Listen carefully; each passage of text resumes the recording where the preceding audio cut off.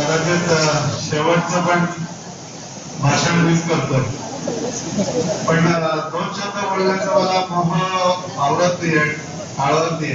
आणि याचं कारण म्हणजे हे दोन व्यक्तिमत्व. Good job. सुभाष काकांचा पूर्ण जर का लाईफ पॅटर्न बघितला तर अत्यंत गरिबीच्या परिस्थितीतून आज एवढ्या उच्चपदस्थ परिस्थितीपर्यंत ते आले, तिथून निवृत्त झाले आणि अतिशय समृद्ध आणि संपन्न जीवन ते जगले. त्या काळामध्ये त्यांनी जे काही स्वतः घट्ट बसले त्याला तोडली. त्याचप्रमाणे मॅनेजमेंटच्या क्वालिटीज मध्ये नेटवर्किंग, कम्युनिकेशन हा जर का शब्द ज्या वेळेला डिक्शनरीत नसेल त्यावेळेला सुभाष काकांनी तो अंमलात आणून दाखवला.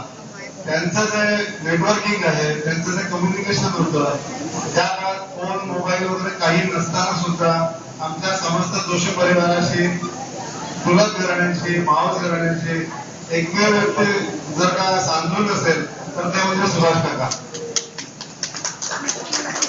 आज आपण सगळेजण फेसबुकने आणि सोशल नेटवर्किंग वेबसाईटने खूप जवळ आलेलो आहोत असं वाटतं आपल्याला, पण त्यावेळेला जेव्हा ते आम्हाला जवळ करत असतात आणि त्यांच्या घरी गेट टुगेदर होत असतात, मला अगदी लहानपणापासून आठवतात. ते म्हणजे दिवाळीची सुट्टी आली की काकांच्याकडे जायचं, गेट टुगेदर असायचं.